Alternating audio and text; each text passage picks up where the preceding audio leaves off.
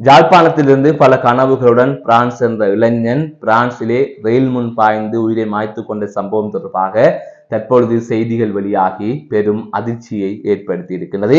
இது தொடர்பாக இந்த தொகுப்பிலே விரிவாக பார்க்க இருக்கின்றோம். மற்றொரு செய்தியாக, முல்லைத்தீவில் தாய்க்கு பிடியாணை பிறப்பிக்கப்பட்ட நிலையிலே போலீசார் பெண் ஒருவரை கைது செய்ய சென்ற போது அந்த பெண் வீட்டில் இல்லாதால் அந்த பெண்ணின் 8 வயது மகனை கைது செய்து போலீஸ் நிலையத்திலே தடுத்து வைத்ததாக தெரிவிக்கப்பட்டிருக்கிறது. இந்த சம்பவம் பெரும் அதிர்வலைகளை ஏற்படுத்தி இருக்கின்றது. இது தொடர்பாக அடுத்தடுத்து பல உத்தரவு நீதவானால் பிறப்பிக்கப்பட்டிருக்கின்றது. இவை தொடர்பாகவும் இந்த தொகுப்பிலே விரிவாக பார்க்க இருக்கின்றோம். அதற்கு முதல் JK ரிப்போர்ட் எனப்படுகின்ற இந்த யூடியூப் சேனலை சப்ஸ்கிரைப் செய்து கொள்ளுங்கள். தொடர்ந்து அருகில் இருக்கின்ற பெல் பட்டினை கிளிக் செய்வதன் ஊடாக நான் போடுகின்ற ஒவ்வொரு காணொளிகளையும் நீங்கள் உடனுக்குடன் பார்த்து கொள்ள முடியும். நான் நடராசா ஜெயகாந்தன். தற்பொழுது செய்திகளுக்குள்ளே செல்லலாம். ஜாழ்ப்பாணத்திலிருந்து பல கனவுகளுடன் பிரான்ஸ் நாட்டுக்கு சென்ற இளைஞன் பிரான்சிலே உயிரை மாய்த்து கொண்டிருப்பதாக தெரிவிக்கப்பட்டிருக்கின்றது. ஜாழ்ப்பாணம் வடமராட்சி பகுதியைச் சேர்ந்த 24 வயதுடைய இளைஞனே இவ்வாறு உயிரை மாய்த்து கொண்டிருப்பதாக கூறப்படுகின்றது. குறித்த இளைஞன் பெருந்தொகையான பணத்தை செலவழித்து அண்மையிலே பிரான்ஸ் நாட்டுக்கு சென்றிருக்கின்றார். அங்கே வதிவிடத்தை பெற்றுக் கொள்வதற்காக விண்ணப்பித்திருந்த நிலையிலே அவருக்கு வதிவிட உரிமை மறுக்கப்பட்டிருப்பதாக தெரிவிக்கப்பட்டிருக்கின்றது. அது தொடர்ச்சியாக இவ்வளவு பணத்தை செலவழித்து இங்கு வந்துவிட்டோம், இங்கும் வாழ்வதற்கு வழி இல்லை, இங்கு வதிவிட உரிமை மறுக்கப்பட்டிருக்கின்றது என்கின்ற விரக்தியிலே குறித்த இளைஞன் பிரான்ஸ் பாரிஸில் இருக்கின்ற ரயில் நிலையம் ஒன்றில் ரயில் முன் பாய்ந்து உயிரை மாய்த்து கொண்டதாக சமூக வலைத்தளங்களில் வெளியாகி இருக்கின்ற தகவல்கள் மூலம் அறியக்கூடிய வகையில் இருக்கின்றது. ஆனால் ஊடகங்களில் இது தொடர்பாக செய்திகள் வெளியாகி இருக்கின்ற நிலையில் ரயில் நிலையத்தில் உயிரை மாய்த்து கொண்டிருக்கின்றார் என்பது தொடர்பாக மாத்திரம்தான் செய்திகள் வெளியாகி இருக்கின்றது. அவர் எவ்வாறு உயிரை மாய்த்துக் கொண்டார் என்பது தொடர்பாக ஊடகங்களிலே செய்திகள் வெளியாகவில்லை. ஆனால் சமூக வலைத்தளங்களில் பிரான்சில் இருக்கின்றவர்கள் அவர் ரயில் முன் பாய்ந்து உயிரை மாய்த்துக் கொண்டதாக தற்பொழுது தகவல்களை வெளியிட்டுக் கொண்டிருக்கிறார்கள். அதை தவிர அந்த இளைஞனின் புகைப்படத்தையும் வெளியிட்டுக் கொண்டிருக்கிறார்கள். அதனையும் நீங்கள் பார்க்கலாம். இவ்வாறு ஒரு இளைஞன், அதுவும் யாழ்ப்பாண இளைஞன் உயிரை மாய்த்துக் கொண்ட சம்பவம் பிரான்ஸ் வாழ் தமிழர்கள் மத்தியிலே பெரும் சோகத்தை ஏற்படுத்தி இருக்கின்றது. அதேவேளை யாழ்ப்பாணத்தில் இருப்பவர்களுக்கும் பெரும் சோகத்தையும் அதிர்ச்சியையும் ஏற்படுத்தி இருக்கின்றது. ஆகையால் பல கனவுகளுடன் வெளிநாட்டுக்கு செல்லுகின்றோம், எங்களது வறுமை நிலை எல்லாம் தீர்ந்துவிடும், எங்களது குடும்ப நிலை மாறிவிடும் என்கின்ற ஒரு எண்ணத்தில் அவர் அங்கு சென்ற நிலையிலே அங்கு இவ்வாறு நடந்ததை அவரால் தாங்கிக் கொள்ள முடியாததால் அவர் இவ்வாறு உயிரை மாற்றிக் கொண்டிருப்பதாக கூறப்படுகின்றது. எனவே இந்த உயிரை மாய்த்துக் கொள்வது என்பதை எந்த வகையிலுமே ஏற்றுக்கொள்ள முடியாது. அது இலங்கையில் நடந்தாலும் சரி, வெளிநாட்டில் நடந்தாலும் சரி. ஆனால் இப்படியான சம்பவங்கள் தொடர்ந்து இடம்பெற்றுக் கொண்டுதான் இருக்கின்றது. எமது தமிழ் இளைஞர்கள், யுவதிகள், ஆண்கள், பெண்கள் என்று பலரும் உயிரை மாய்த்துக் கொள்ளுகின்றார்கள். ஒவ்வொருவரும் ஒவ்வொரு காரணங்களுக்காக உயிரை மாய்த்துக் கொள்ளுகின்றார்கள். காதல் காரணமாக உயிரை மாய்த்துக் கொள்ளுகின்றார்கள், பரீட்சை சரியாக எழுதவில்லை என்பதற்காக உயிரை மாய்த்துக் கொள்ளுகின்றார்கள், வெளிநாடு போக முடியவில்லை என்பதற்காக உயிரை மாய்த்துக் கொள்ளுகின்றார்கள், வெளிநாடு போனாலும் வதிவிட உரிமை மறுக்கப்பட்டதால் உயிரை மாய்த்துக் கொள்ளுகின்றார்கள். இவ்வாறு பல காரணங்களால் பலர் தொடர்ந்து உயிரை மாய்த்துக் கொள்ளுகின்ற சம்பவங்கள் இடம்பெற்றுக் கொண்டுதான் இருக்கின்றது.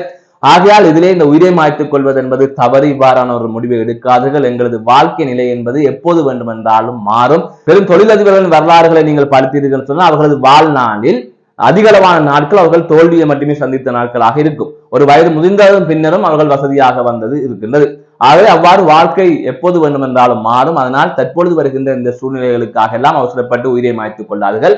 அதனை தாண்டி நீங்கள் வாழ்ந்து பாருங்கள். ஒரு கட்டத்தில் நீங்கள் இவ்வாறு துன்பப்பட்ட நாட்களை எல்லாம் நினைத்து நீங்கள் சிரிப்பீர்கள். இதெல்லாம் ஒரு துன்பமானது.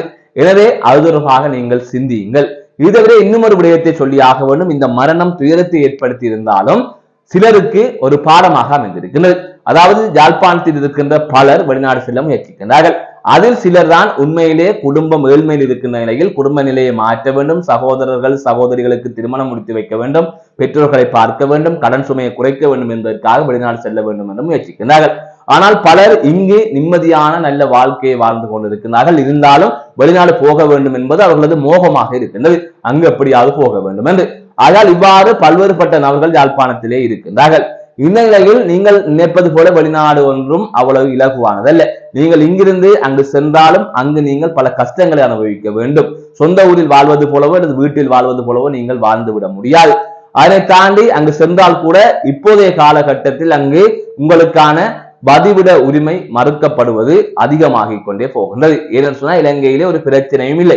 இலங்கையில் உள்நாட்டு பிரச்சனை இருக்கின்ற போது அங்கு பலருக்கும் வதிவிட உரிமை வழங்கப்பட்டது. அதை தவிர தனிப்பட்ட ரீதியில் இப்போது உங்களுக்கு ஏதாவது பிரச்சனைகள் இருந்தால் அது ஆதாரபூர்வமாக முன்வைத்தால் அங்கு வதிவிட உரிமை கிடைக்கும். அதை தவிர்த்து ஏனையவர்களுக்கு கிடைப்பதற்கான வாய்ப்பு இல்லை, அப்படி கிடைக்காது. ஆகையால் அது தொடர்பாகவும் யோசித்து உங்களது வெளிநாட்டு பயணங்களை மேற்கொள்ளுங்கள். அது தவிர முக்கியமாக உங்களுக்கு ஒரு விடயத்தை நான் கூறிக்கொள்கிறேன். வெளிநாட்டில் தற்பொழுது இருக்கின்றவர்கள் மிகவும் கஷ்டப்படுகின்றார்கள். இன்றைய உலகம் என்பது வேறு. ஒரு காலத்தில் போனார்கள், அதாவது 90ஆம் ஆண்டு 2000ஆம் ஆண்டு சென்றார்கள். அப்போது அங்கு நல்ல நிலை இருந்தது, இங்கு ஒரு பொருளாதார பிரச்சனை இருந்தது, அங்கிருந்து பணம் அனுப்புகின்ற போது அதை வைத்து இங்கு ஒரு தொழிலை செய்யலாம் அல்லது நல்லா வரலாம் என்ற ஒரு நிலை இருந்தது. ஆனால் இன்று அப்படி இல்லை. அங்கும் எரிபொருட்களின் விலைகளிலிருந்து அனைத்துமே அதிகமாகிவிட்டது. கிட்டத்தட்ட உலகமே ஒரு தளம்பல் நிலையில் இருக்கின்றது. பொருளாதார ரீதியிலும் நீங்கள் நினைத்த ஒரு இடத்தை பிடிக்க முடியாது. திடீரென்றெல்லாம் உங்களது வாழ்க்கை மாறாது. இங்கு நீங்கள் உழைத்து எப்படி ஒரு தொழிலதிபர் ஆகின்றீர்களோ, அதாவது இலங்கையில் இருக்கின்ற சிலர் வசதியாகத்தானே இருக்கின்றார்கள், கல்யாண மண்டபம் வைத்திருக்கின்றார்கள், பேருந்துகளை வைத்து ஓடுகின்றார்கள், அதை தவிர பல்வேறுபட்ட தொழில் முயற்சிகளில் அவர்கள் ஈடுபட்டு உயரத்தை அடைந்திருக்கிறார்கள். அதே போல வெளிநாடுகளிலும் சிலர் தான் அங்கு முயற்சித்து அங்கு ஒரு பரம்பரை சொத்து இருக்கின்ற போது அல்லது உறவினக உதவியுடன் முன்னேறி சிலர் தான் நன்றாக இருக்கின்றார்கள். அந்த நாட்டுக்கு போனால் போல அனைவருமே நன்றாக வந்துவிட முடியாது. அங்கு தருகின்ற பணத்திற்கும் அங்கு இருக்கின்ற விலைவாசிகளுக்கும் அது சரியாக போய்விடும். அதே போல இலங்கையிலும் வசதியானவர்கள் இருக்கின்றார்கள். அதுக்காக இலங்கைக்கு வந்தவர்கள் எல்லாம் வசதியாக முடியாது. இதேதான் அங்கேயும். ஆகையால் அங்கு நீங்கள் நினைப்பது போல சொர்க்கம் ஒன்றும் இல்லை. எனவே இதனை புரிந்து கொண்டு உங்களது பயணங்களை வடிவமைத்துக் கொள்ளுங்கள். மற்றொரு செய்தியாக முல்லைத்தீவிலே ஒரு அதிர்ச்சி தரும் சம்பவம் ஒன்று பதிவாகி இருக்கின்றது. முல்லைத்தீவு வெளியோயா போலீஸ் பிரிவிற்குட்பட்ட பகுதியில் வசிக்கின்ற பெண் ஒருவருக்கு நீதிமன்றம் பிடியாணை பிறப்பித்திருக்கின்றது. அவரது கணவர் குற்றச் செயல்களில் ஈடுபட்ட நிலையில் அவர் கைது செய்யப்பட்டு பின்னர் பிணையிலே விடுவிக்கப்பட்டிருந்தார். இந்த நிலையில் தான் கணவருக்கு பெண் பிணை வைத்திருக்கின்றார், அதாவது மனைவி பிணை வைத்திருக்கின்றார். அதன் தொடர்ச்சியாக மனைவிக்கு நீதிமன்றம் பிடியாணை பிறப்பித்திருந்தது. இந்த நிலையில் அந்த பெண்ணை கைது செய்வதற்காக வீட்டுக்கு சென்ற போது அந்த பெண் இல்லை. அந்த பெண்ணின் மகனான 8 வயது சிறுவன் தான் வீட்டிலே இருந்திருக்கின்றார். அதன் தொடர்ச்சியாக அந்த 8 வயது சிறுவனை போலீசார் கைது செய்து போலீஸ் நிலையத்துக்கு அழைத்து சென்று அங்கு இரவு தடுத்து வைத்திருந்திருக்கிறார்கள். இது தொடர்பான தகவல்கள் தற்பொழுது வெளியாக இருக்கின்றது. ஆகால் இது தொடர்பாக குறித்த போலீஸ் நிலைய பொறுப்பதிகாரி தனிப்பட்ட ரீதியில் நீதிமன்றத்தில் முன்னிலையாகுமாறு நீதவான் உத்தரவு பிறப்பித்திருப்பதாகவும் தெரிவிக்கப்பட்டிருக்கின்றது. இது தொடர்பான செய்திகளும் வெளிவந்திருக்கிறது. அதை தவிர நீதிமன்றம் அதிரடி உத்தரவுகளை தொடர்பாக பிறப்பித்திருக்கிறது. இந்நிலையில் முல்லைத்தீவு சிரேஷ்ட போலீஸ் அத்தியட்சர் இது தொடர்பாக விளக்கம் அளிக்க வேண்டும் என்றும் குறிப்பிடப்பட்டிருக்கின்றது. அதை தவிர சிறுவனின் உரிமை மீறப்பட்டிருப்பதாகவும் கூறப்படுகிறது. போலீசாரின் அத்துமீறல்கள் தொடர்ந்து இடம்பெற்று வருகின்ற நிலையில் இந்த சம்பவம் பெரும் அதிர்ச்சியை ஏற்படுத்தி இருக்கின்றது. இது தவிர நீங்கள் அறிந்திருப்பீர்கள், போலீசார் பல்வேறுபட்ட முறைகேடான செயல்களிலே ஈடுபட்டு வருகின்றார்கள். இன்று அதிக அளவிலே லஞ்சம் வாங்குகின்றார்கள். தேசிய மக்கள் சக்தி ஆட்சிக்கு வந்தால் லஞ்சம் இருக்காது என்று கூறினார்கள். ஆனால் இன்று லஞ்சம் வாங்கிக் கொண்டுதான் இருக்கின்றார்கள். அவர்களுக்கு சாதகமானவர்களுக்காக சட்டத்தை பயன்படுத்துகின்றார்கள். அதை தவிர வீதிகளில் இரவு வேளைகளில் திடீரென்று பச்சைக்கில் இருந்து வந்து நடு வீதியில் டோர்ச்சுடன் மறிக்கின்றார்கள். உடனடியாக நிறுத்த முடியாத பட்சத்தில் அவர்களை அச்சுறுத்துகின்றார்கள். நீங்கள் அதிவேகமாக வந்ததாகவும் நீங்கள் வாகனத்தை சரியாக ஓடவில்லை, அதாவது முறைகேடாக ஓடினீர்கள் என்றும் சாரதிகளுக்கு தண்ட பத்திரங்களையும் வழங்குகின்றார்கள். இவ்வாறான நிலைதான் தற்பொழுது இருக்கிறது. ஆகையால் போலீசார் சரியாக சட்டத்தின்படி நடந்து கொள்வதில்லை. அதை தவிர கடமையில் இருக்கின்ற போலீசாரே மது போதையில் இருக்கின்றார்கள், பெண்களோடு தவறாக நடந்து கொள்கின்றார்கள். இவ்வாறான பல்வேறுபட்ட விடயங்களில் அவர்கள் ஈடுபட்டு வருகின்றார்கள். இது தொடர்பாக பல தகவல்கள் தொடர்ந்து வெளியாகிக் கொண்டிருக்கின்றது.